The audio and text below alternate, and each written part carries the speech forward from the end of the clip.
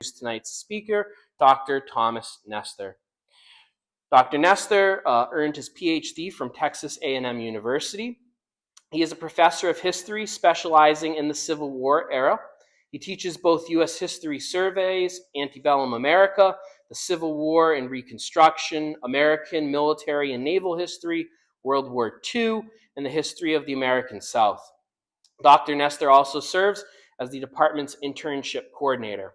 I do not want to speak for Dr. Nestor, but I think perhaps one of the biggest privileges of his teaching career was overseeing my undergraduate thesis. So a good mentor and friend, and we are happy to welcome Dr. Nestor this evening for a presentation about the South returns to West Point.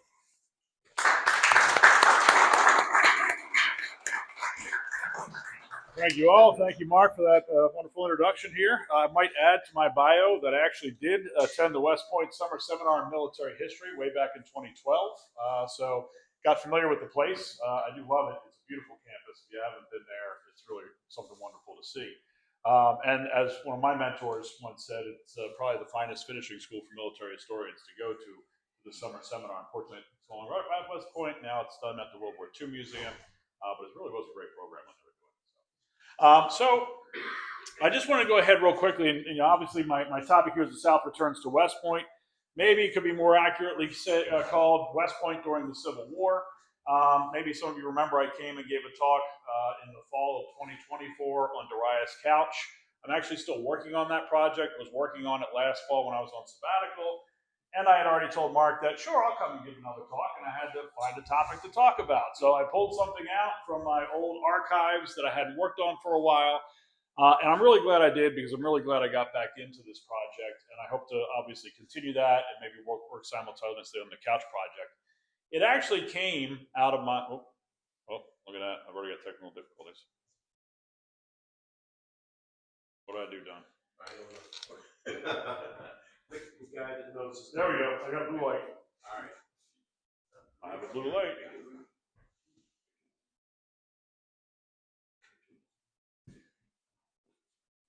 can walk over. We'll see if maybe it kicks in eventually. Yeah, I'm not sure what's going on. Kicks in eventually. All right. So on the left there is George D. Wallace. He graduated from West Point in 1872.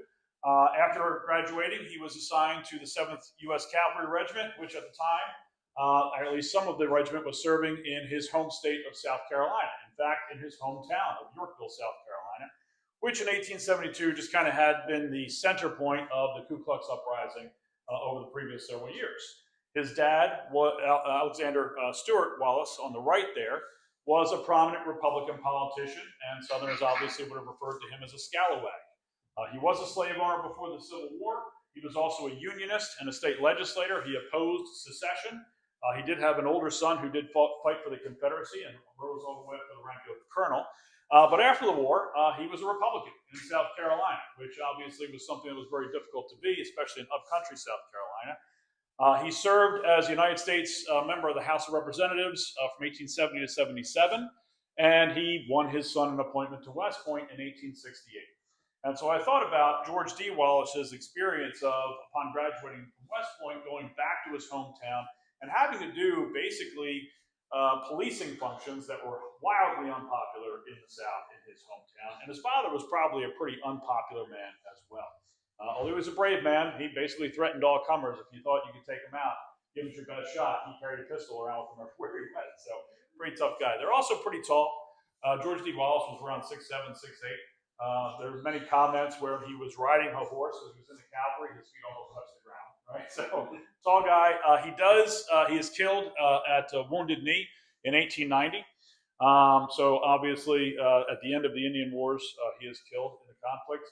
But these two individuals kind of inspired my interest in figuring out, when do Southerners start reappointing members to West Point? What was the political affiliation of these individuals, things of that nature. So I started to ask those questions, and of course I think it's important to kind of go into a little bit of the background. All right, this is definitely not going to start working here. You know, West Point obviously has a pretty interesting history when it comes to the Civil War. Much more interesting than I actually realized in many ways. But During the antebellum period, I kind of got digging into the cadet nomination process, and I found that the Secretary of War had historically done all the nominations, and in many cases had kind of developed a system whereby they took recommendations from legislators. It was a form of patronage, obviously, and this process actually becomes really kind of systematized in 1828 by Secretary of War James C. Barbour, who is the Secretary of War under John Quincy Adams. West Point was a little bit of a political football, and those who were not really interested in funding it obviously took swipes at West Point. There was this strong strain of anti-militarism, obviously, in the antebellum United States. It was a particular target of the Jacksonians when they come to power.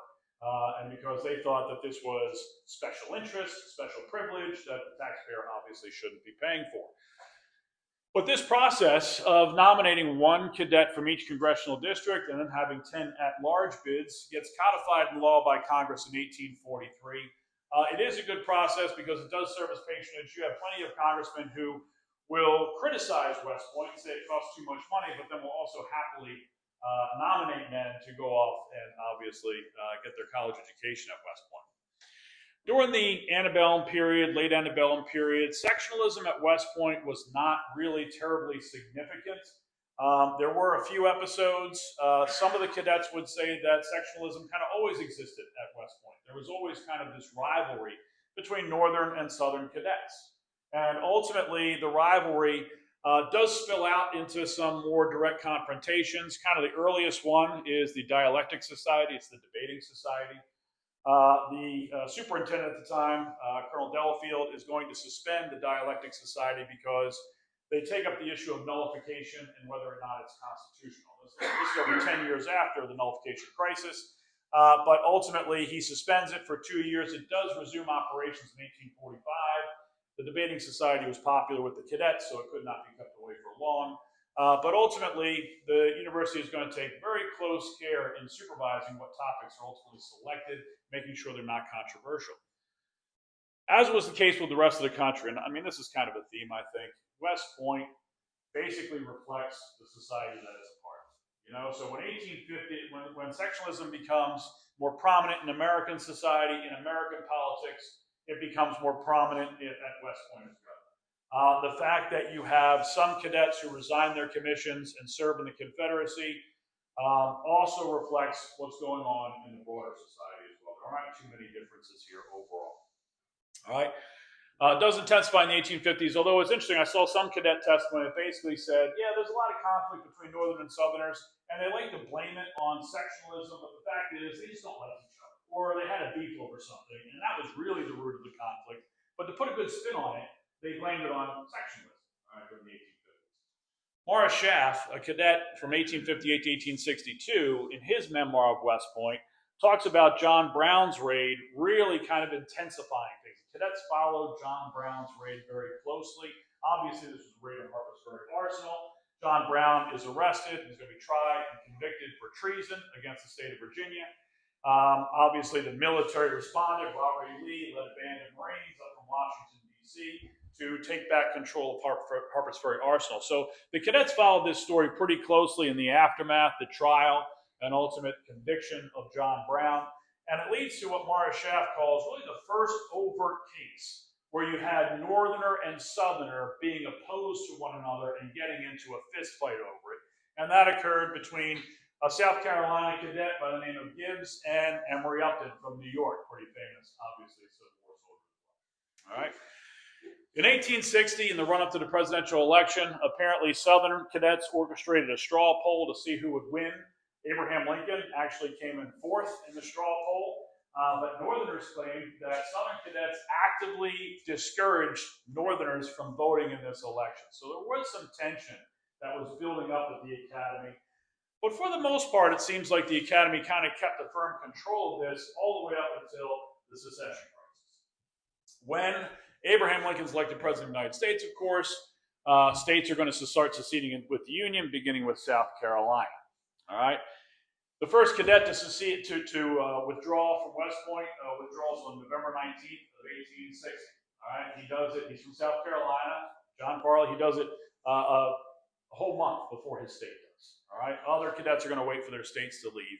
Interestingly, on January 23rd of 1861, in the middle of secession winter, the chief of engineers, Joseph Totten, is going to nominate Colonel P.G.T. Beauregard, right, a pretty well-known and respected engineer in the United States Army, to assume the superintendency of West Point.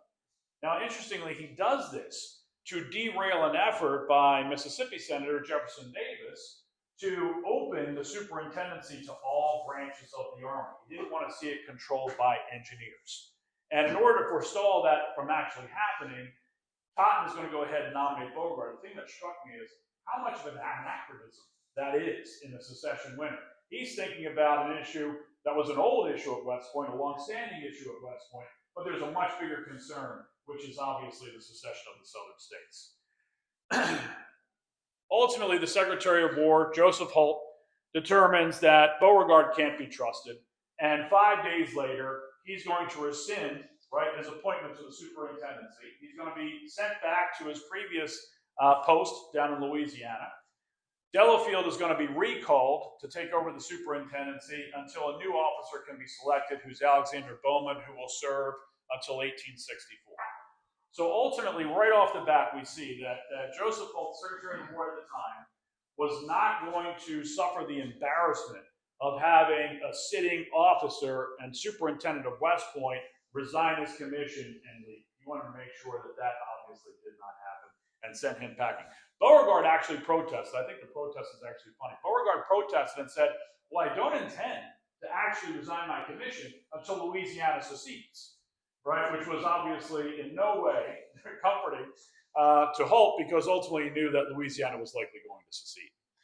Cadet resignations, total of 74 cadets are going to resign their appointments to West Point, and they're going to leave the academy. There's as many as 20 that are still there from the southern states that were basically waiting for permission from their parents in order to actually resign their appointments to West Point.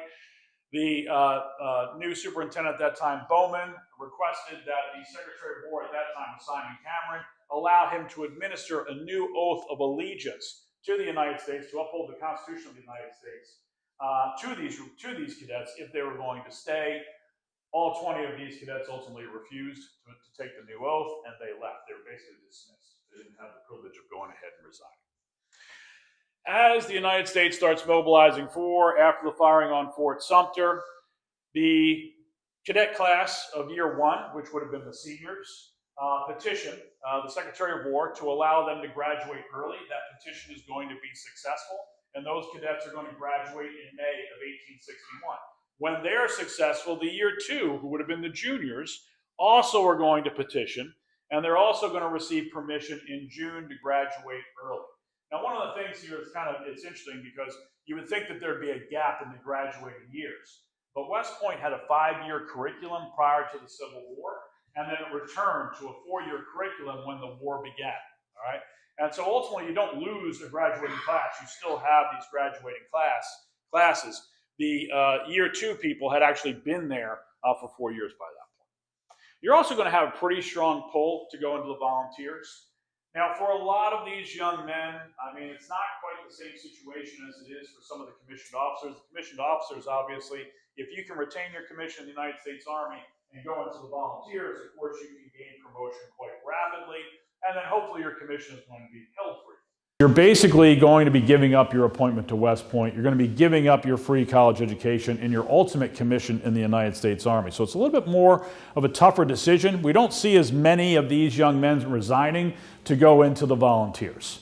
But there is a pretty significant drop-off in the number of graduates. So for example, the graduating classes number around 40 or 50 generally throughout the antebellum period, drops down to the 20s and 30s.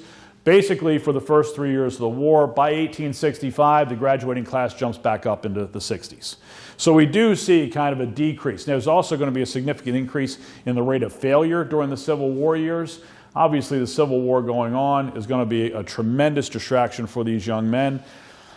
A lot of historians also say the quality of the education at West Point really declined during the war years. There was a significant demand, obviously, for officers. And so officers often served as professors, right? Civilian professors were still there, but those officers that were serving on temporary duty at West Point as professors were needed in the Army. And in many cases, what you saw were classes that were canceled or abbreviated. You had cadets teaching some classes in some points. And then later in the war, we start to see basically invalid officers take on positions as professors at West Point. Some of them, either academically or physically, couldn't actually perform the job. So we see a tremendous increase. The rate was already pretty high. A lot of people complained about that at West Point during the antebellum years. We nominate all these young men to go, and then we have a 30% failure rate. They actually wanted to see tougher admission standards, right, to have an actual examination that they could pass, make sure that they had the smarts to go ahead and graduate from the institution. But ultimately, that was not really politically feasible during the antebellum period. So you're talking about roughly a 30% kind of failure rate, academic failure rate, that jumps up to 50% during the war. It will drop back down to 30% after the war. But the war was really a pretty significant distraction for a lot of these young men and individuals. All right. One of the most interesting things I found in my research, which I did not know, is that West Point does attract the ire, especially of radical Republicans during the Civil War. And there was actually an effort to abolish the military academy, led by men like Benjamin Wade and Zachariah Chandler, two very prominent radical senators who also happen to be members of the Joint Committee on the Conduct of the War. But really, the first attack against West Point comes from Secretary of War Simon Cameron, Lincoln's first Secretary of War. This guy, he's from my own home state of Pennsylvania, but it's hard to really be too proud of Cameron. He's kind of a political opportunist. He will jump on whatever issue seems to benefit him most politically at any time. So in his 1861 Secretary of War's annual report, he really excoriates the extraordinary treachery of these Southern officers and cadets who resigned their commission. They got a free education from the taxpayer, and now they just stepped off, and they're going to go ahead and take everything they learned and apply it on behalf of the Confederacy, which they thought was obviously deeply disturbing. Cameron's actually going to blame the disciplinary system. He thought there was something wrong with the curriculum, but he's really going to zero in on the disciplinary system, because basically what he says is these individuals were not taught what was morally right. They were taught what was wrong based on regulations. And if it wasn't specifically prohibited in regulations, well, then it must not be wrong, right? They don't have a strong moral compass, and they never have the opportunity to develop that, right? The idea that they develop a habit of doing things because the regulations say they have to, rather than having a true conscience. In West Point's defense, though, I should mention that over twice as many West Point alumni, right, are going to fight for the United States Army and the Union forces during the Civil War, all right, 2 times as many who actually fight for the Confederacy. So a lot of this criticism, I think, is pretty unfair, and certainly the people at West Point think it's pretty unfair. Strongest attacks come from the Joint Committee on the Conduct of the War. Those 3 men right up there. This guy, I was just telling my wife, this guy here, John Covode, bears a striking resemblance to, what's his name, Beck? The actor? Breaking Bad. Cranston, doesn't he? Bryan Cranston could play John Covode if there's ever a movie about the Joint Committee on the Conduct of the War. So Republicans mistrusted West Point. The interesting thing is, of course, they're pretty upset about the resignations, but a lot of their criticisms often also reflect criticisms we heard from the Jacksonians before. Why are we paying for this? This is a special privilege. Right? This is basically an aristocracy that the taxpayers are paying for in social hierarchy, and doesn't reflect the values of the United States, and in particular, the free labor North prior to the Civil War. They were very upset because they put a lot of faith in who they thought was going to win with the war, which are going to be the volunteers. These are the people who are going to step forward and they're going to fight for the nation. And they didn't like the fact that a lot of the higher commands, especially in the Army of the Potomac, and especially under George McClellan, a lot of those top commands go to West Point graduates. They don't go to volunteer officers. And of course, they're getting letters from their constituents. They're getting letters from some of these volunteer officers talking about how unfairly they're treated by the West Pointers. There's the disloyalty of the resignations, but also the conduct of the war, especially in the Eastern Theater. The cautiousness of McClellan. The cautiousness they also see of Meade, for example, after the Battle of Gettysburg, his failure to chase down the Army of Northern Virginia and prevent it from crossing the Potomac River. There's a lot of things to say about that, whether that was even feasible or not, but these were things that led some of these congressmen to believe that there was actually sympathy with the rebel cause, especially amongst men like McClellan. And they thought that this was a disloyalty that was bred. The idea of aristocracy, this idea of social hierarchy, is something that's basically put into these individuals, right? That they're more in sympathy with the slaveholders than they are with the citizens of the North. They were also concerned with the opposition to emancipation amongst some of the Army officer corps. And so for that reason, in 1861, a bill comes to Congress, and it is to increase the size of the Corps of Cadets, to double it in size, to start producing more officers for the war effort. And these men are going to fight against that, and they're going to successfully prevent the bill from passing. There's going to be another effort in 1863 tied to Army appropriations funding and the funding that was going to go to West Point. And there's another battle. But what we see by 1863 is there's declining basically influence of the radicals. I mean, they're still a powerful group in Congress. There's no question about that. But men that they had swayed in 1861 to vote down that expansion of the Corps of Cadets are men that they're not getting. Men like, for example, Senator John Sherman from Ohio. All right, that's one of the guys they got in 1861. They're not able to get in 1863. All right, and so West Point is going to survive, and this is the last significant attack from the radical Republicans during the war. In large part because the simple fact is that West Point does produce the officers who are going to win the war for the North. And some of these officers, especially Grant, Sherman, Sheridan, kind of like the top three, are also self-made men. They are not from wealthy families. They are not from wealthy backgrounds. They don't have the political connections to get this special appointment to West Point. Basically, they demonstrate that West Point is doing exactly what the American people want. These are men from really kind of modest backgrounds. Grant's father was a tanner, obviously. Sherman, obviously, was an orphan. Sheridan, first generation, right, immigrant from Ireland, all right, born in the United States, but obviously his parents came over. So ultimately, these are self-made men that demonstrate that West Point is successful. We're taking men from these modest backgrounds, we're turning them into the men who are going to win the war for the Union. Plus in 1864, as everybody here probably knows, the political generals really do very, very poorly, right? Nathaniel Banks is the highest ranking political general. The Red River Campaign is a complete fiasco. Benjamin Butler's effort against Richmond going up the James River, leading the Army of the James in support of the Overland Campaign, is a failure, and so is Franz Sigel's efforts in the Shenandoah Valley in 1864. So the failure of the political generals demonstrates that you really need West Point educated men to go ahead and help win this war for you. It's also hard to doubt the service and the sacrifice. Obviously, I mentioned for every, there's 2-to-1 ratio of West Point alums who are serving the Union cause versus the Confederate cause. But 95 West Point alumni are going to be killed during the war. 141 are wounded, right, as I've got a casualty rate there of 26.3%. No one sacrificed more than the class of 1854. They lost almost half of their members fighting for both sides. All right? So pretty significant record of service and sacrifice. And ultimately, West Point emerges from the Civil War looking pretty good. So West Point during the war, as I mentioned before, the failure rate approaches 50%. I already mentioned the decrease in the quality of the education due to the students' focus and faculty turnover. There's also, interesting, a pretty significant decrease in discipline that also is partly due to distraction, but there's also some comments made in some of the cadet files in which they say that, you know, some of these veteran officers that were assuming these professorship positions, and it was the tactical officers who were there to basically supervise the cadets and issue the demerits. Many of these men, after serving in the Civil War someplace else, didn't really care for a lot of these rules or enforcing some of these rules, which they thought were not terribly significant, obviously.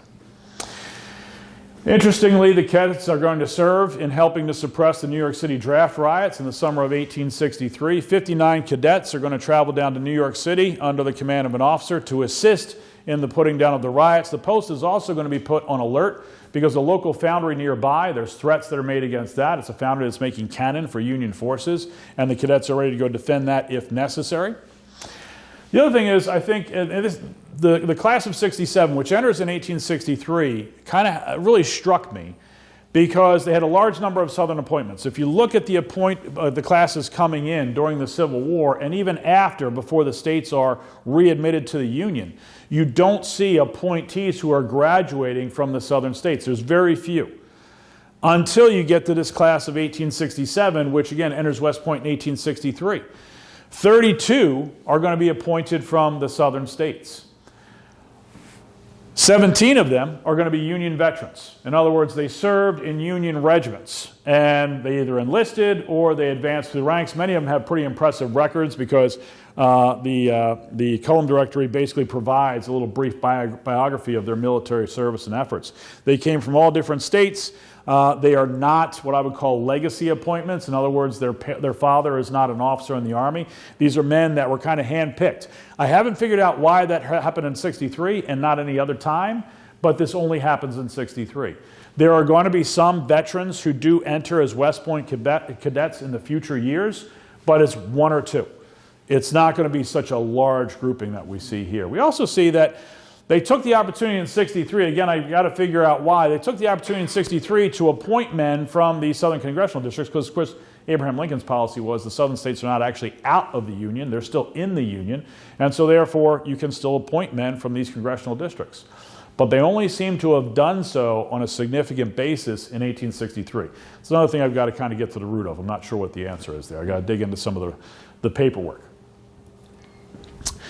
West Point during Reconstruction, as I mentioned, after the war, the threats of the abolishment of the academy are going to diminish. West Point's curriculum, it had largely been seen prior to the Civil War as the best college for math and engineering in the United States. Most civilian colleges still follow the classical education. And this is the only college really in the United States that was providing a practical education that people could apply. Well, after the Civil War, you start to see a lot of those civilian universities starting to dump their classical curriculums and embrace, right, a lot of these other curriculums that are meant to serve in specific professions. They also open up opportunities to take electives and things of that nature. And one of the things I found interesting is that there's a lot of commentary on West Point falling behind the civilian universities at this time because it really stuck to the old curriculum. It stuck to rote memorization of facts, oral examinations, things of that nature. So a lot of people were seeing it as not as quite the same quality as a lot of the civilian universities. Failure rate is going to decrease. That's due in part maybe to the entrance exams being made tougher in 1866. They are going to add English, history, and geography to the entrance exams. And these were tough exams. They took hours, and they were oral exams. I mean, these were rigorous. I was looking at some of the questions, and there's a lot of us that probably would have challenge getting into West Point today based on the education and the questions that they were being asked. 1866, the superintendency is open to all branches. And so we're going to start to see now men who served in the infantry branch, the cavalry branch, the artillery branch, and it's meant to weaken the kind of hold that the engineers had over the institution. Basically what I found so far is former Confederate states are going to resume their West Point appointments when they are restored to the Union. Tennessee is the first. Tennessee is restored to the Union in 1866, and they are going to resume making appointments, and Tennesseans are going to start graduating 4 years after that in 1870, excuse me. As the next big wave of states comes in, that's going to be in 1868. That's when most of the former Confederate states get readmitted to the Union. There are going to be some laggards, Georgia, Texas, I think Mississippi, and they're not going to start getting appointments until 1870-71. Most of the appointments, though, what is interesting is the men who are going to be recommending them during Reconstruction are going to be Southern Republicans. While the Republican Party still has a majority in these states, they're going to have a majority of appointments.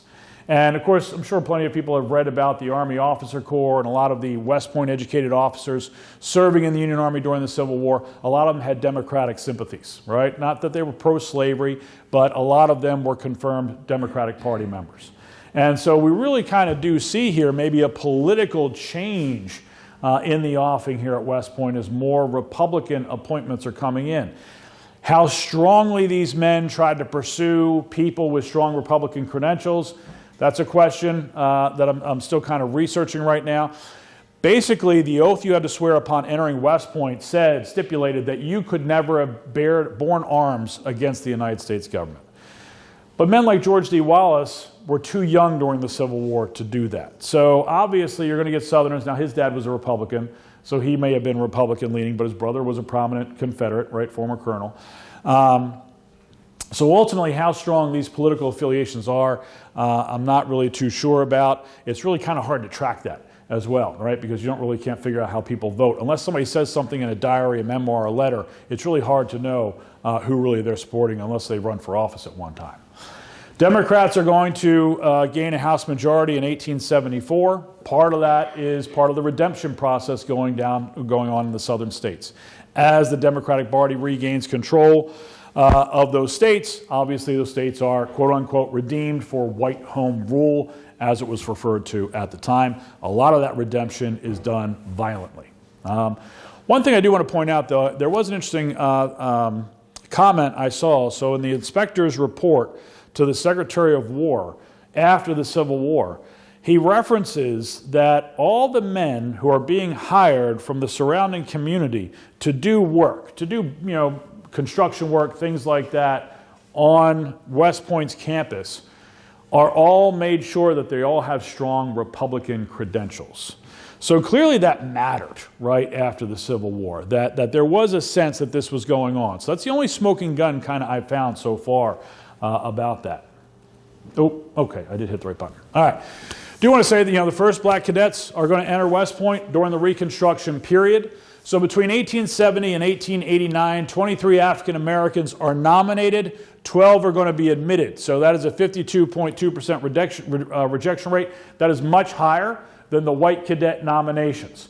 But obviously, some of these men are born in slavery. They were deprived in education. It's not hard to kind of imagine why they might have had a little bit of difficulty passing the admissions exam. Only 3 of the 12 are actually going to graduate. The others are going to fail out either academically or based on disciplinary infractions. So 3 is not very many. James Webster Smith from South Carolina is the first appointed in 1870. He spends 4 years at West Point. Unfortunately, he fails to graduate. The first graduate pictured over there is Henry O. Flipper from Georgia. And he overlaps with James Webster Smith. They actually roomed together for a year. Flipper wrote a biography, an autobiography of himself, but also one of the chapters in his autobiography is a biography of his predecessor, James Webster Smith.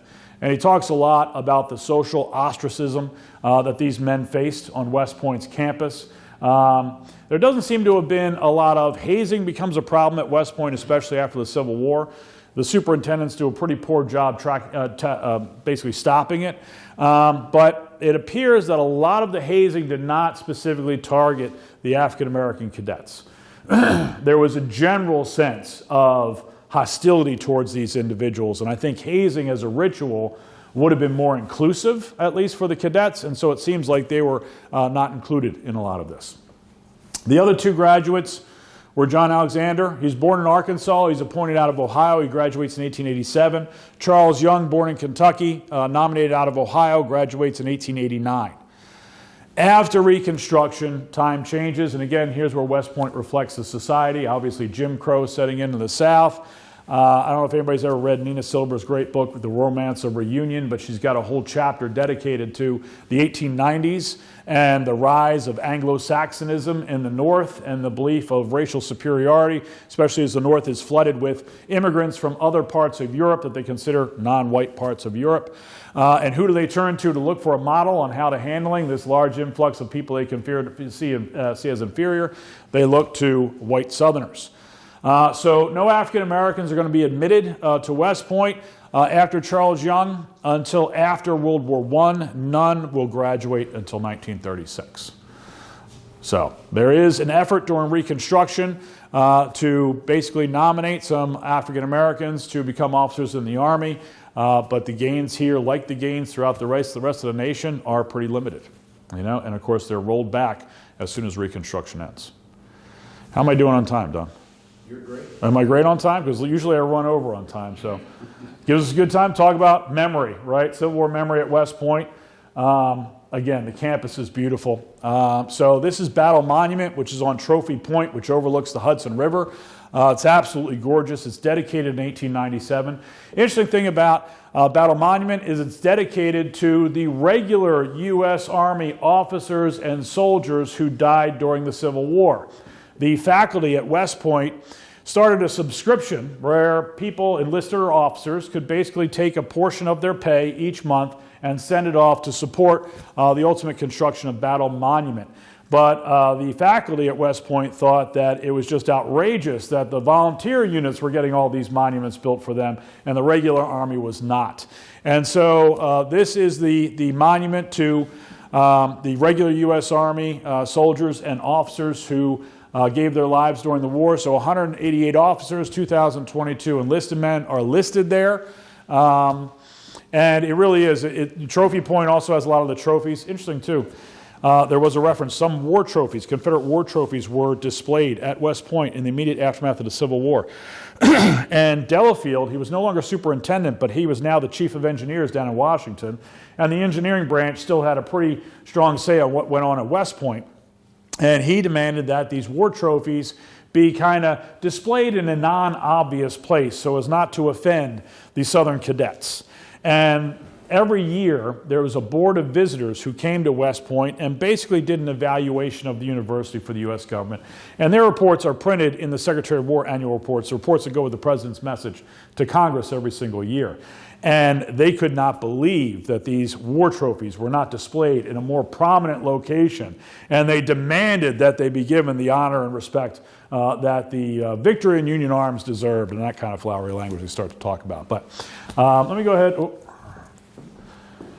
Take a closer up look here. So you can see some of the names, some of the most prominent men who were killed during the war. They have their name at the base of the obelisk there. The other names are on those bronze bands that are wrapped around those balls. Those cannons are decorative. They're not actually war trophies. They were cast. They're a little bit smaller, I think, than regular cannons. And each one has the name of a prominent battle cast into it. But as you can see, the view from Trophy Point is just absolutely stunning there. West Point recently has become the subject of, or the focus of the naming commission. So the naming commission was formed to go ahead and look at, for example, the renaming of the Army bases named after Confederate generals. They also went to West Point. West Point did have, now when I was there in 2012, I will admit, now I'm a descendant of a Union War veteran, and so I take that pretty seriously. I'm pretty proud of that. I'm not a fan of seeing people display Confederate flags. Everybody's got the freedom to do what they want, I suppose, but I'm not a fan. And so when I was at Reconciliation Walk, I was really shocked that, they had such prominent displays for leading Confederate generals here at West Point. I mean, I know a lot of these men graduated from West Point, but it really kind of seemed inappropriate. And the interesting thing is that this is a gift from the class of 1961, but it's not given until 2001, 40 years after they graduate. So ultimately, it's not like they were celebrating, they gave it in 61 and celebrating the centennial, right, of the American Civil War. This is something that was given in 2001. It is still called Reconciliation Plaza. They have taken down anything that was pro-Confederate, the busts or the carvings of the prominent Confederate generals, and some of the mottos. I mean, it really was just a fine example of lost cause mythology, and it was right there at West Point. And that was changed. I've also found several articles in which people are really upset about the fact that it was changed. Robert E. Lee had a huge 20-foot portrait in the library at West Point. And it was taken down, I think, in 2023. Well, it's been put back up in 2025 because the directives have obviously changed. They have not changed Reconciliation Walk, but putting back up Robert E. Lee's portrait in the library was something that was obviously pretty easy to do. That's another picture of Reconciliation Walk there. And then there's also basically these bronze plaques here that are on doorways, right? So these are bronze on the doorways. And as you can see there, it's dedicated to the graduates of West Point who served World War II, World War II, and the Korean conflict. And it's meant to depict a history of the United States of America, basically in bronze with those little pictures there. Not only is Robert E. Lee on there, but there's also depictions of the Ku Klux Klan, and so the naming commission said that these had to be removed, and they have been removed, and they have not come back. But as you can see, a lot of these things, it's always interesting because some people get really upset, obviously, when these things are taken down. I always find it's interesting to look at when they were put up. So, for example, the portrait of Robert E. Lee was put up in the library in 1952. Now, predates Brown versus Board of Education, but civil rights activism in the United States is becoming more prominent. There's African Americans who served in World War II who came home with their service, proud of their uniform, things like that. Oftentimes when you see these Confederate symbols put up, it's around the time where you have civil rights activism. So, the erection of these monuments is troubling, right? Maybe the taking them down shouldn't be quite so troubling, but certainly, it's tough at West Point because a lot of these men went there. Robert E. Lee was the superintendent of West Point, right? And I haven't read this, and I didn't include it in my thing today, but Ty Sedgwill, who's a West Point Army officer, West Point history professor, wrote a book, Robert E. Lee and Me. He's a Southerner, and he just talks about West Point. He's got a whole chapter about West Point and the military academy because he taught history there. It's hard not to teach military history and not talk a lot about Robert E. Lee and what he accomplished during the Civil War because for West Point, he's probably one of West Point's most successful graduates in a way. He just fought for the wrong side. So you're taking this history out, but it's also still part and parcel of the history of West Point. It's an interesting dilemma, I think, that West Point has that maybe other parts of the United States don't quite have in the same way. But anyway, that's my spiel.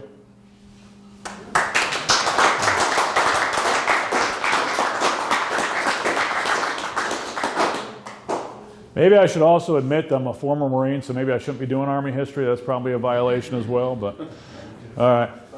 No, well, thank you very much. I appreciate it. The Army did give me a fellowship. So our Center of Military History gave me a fellowship when I was a PhD student, and that was very much appreciated. And they just have more resources. The Marines, they can't give you a nickel. But the Army, they got money. So, yeah. Any questions? Yes? It seems pretty weird that a cadet in 1863 from the South would want to come north. Well, a lot of them were soldiers, Union soldiers who were serving in those states. That's how they did it. So the men were in those states on duty, and that's why they nominated them from there. The thing that I find interesting, and I haven't really gotten to yet, and I don't know if you can get into it with whatever sources might be available, but wouldn't getting an appointment to West Point be a great way to ride out the rest of the war in safety and security? So I do wonder about that, We think about that stuff when it comes to the Vietnam War and things later wars, but there had to be men that were thinking, "Oh, if I could just get this appointment to West Point, I can get out of here." There you go, scratching below the surface. There you go. Yeah, beyond West Point, in the aftermath of the Civil War, do you have any sense for how many Confederate veterans joined the Republican Party and got involved in Republican politics? Well, the most prominent is James Longstreet, obviously, and of course you saw how he was treated. Has anybody read? Elizabeth Barron's got a great new biography. She's a wonderful historian, and she's one of those that does great history but also writes really well, kind of like James McPherson, I think. Great book. I haven't read it yet, but I've read other books of hers. She's fantastic. But he's the most prominent, and I think the way he's treated by former Confederate veterans after the Civil War might lead anybody to probably avoid, doing that. But there aren't too many. I mean, there are going to be other examples, I think. I don't know exactly how many.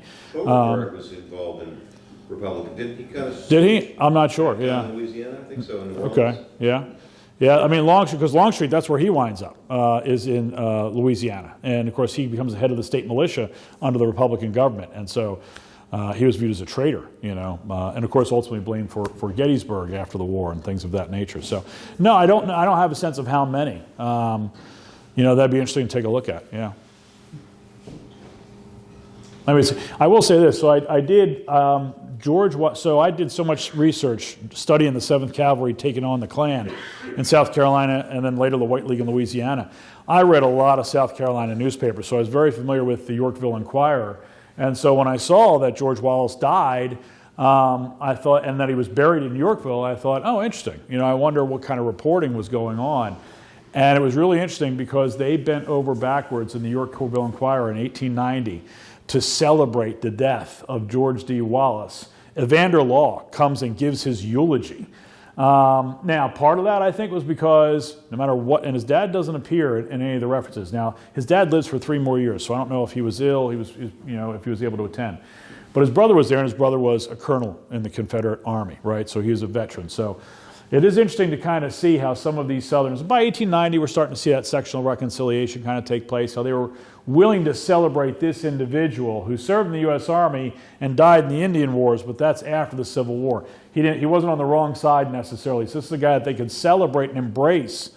But at the same time, his father has a really dubious legacy with those individuals. So.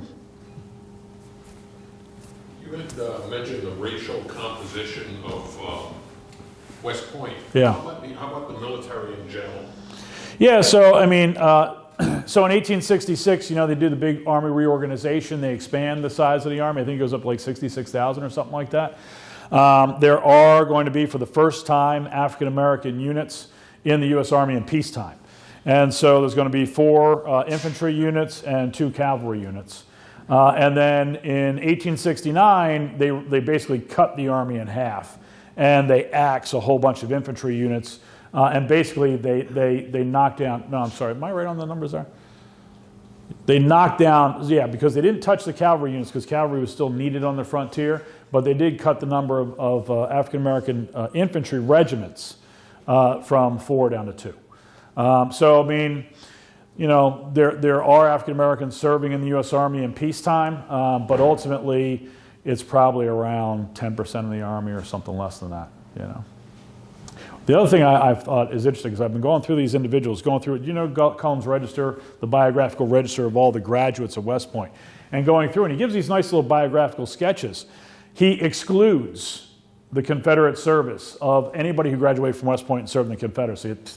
They just stopped. The minute they resigned the commission, we don't talk about them anymore. Cullen was not including that.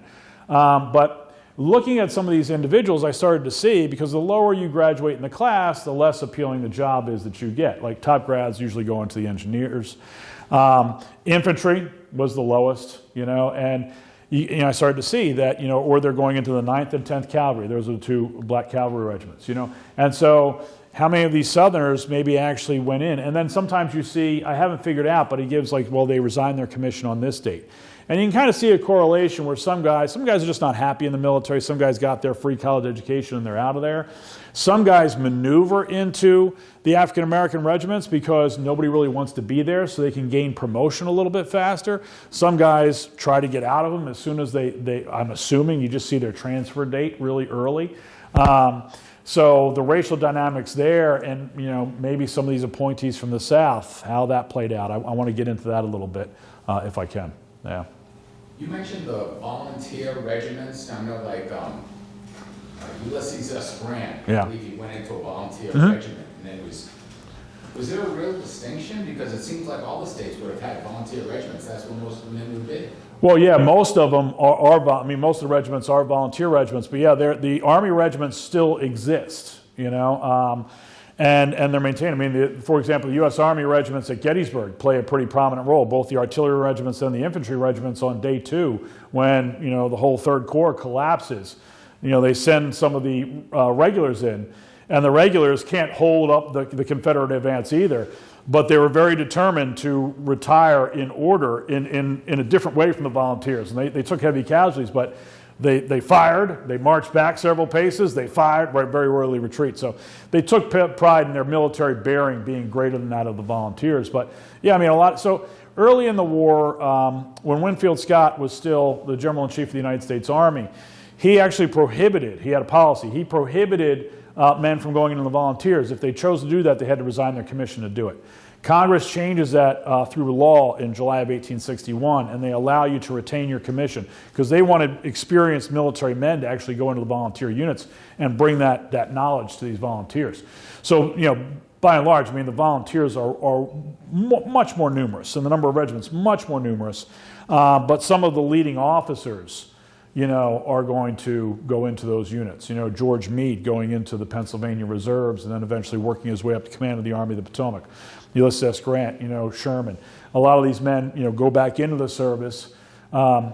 Meade was in the service, but he was an engineer, Corps of Engineers, but he's going to go into the infantry, obviously, when he goes into the volunteer unit. So once it was clear that they could keep their commissions, they were happy to go into the volunteers and gain higher promotion and higher commands. And the Army does still survive, still exists. And those units will continue to fight alongside, but it's hard. I mean, they're so overwhelmed, right, by the number of volunteer units that they're hard to kind of see sometimes. But yeah, they still existed.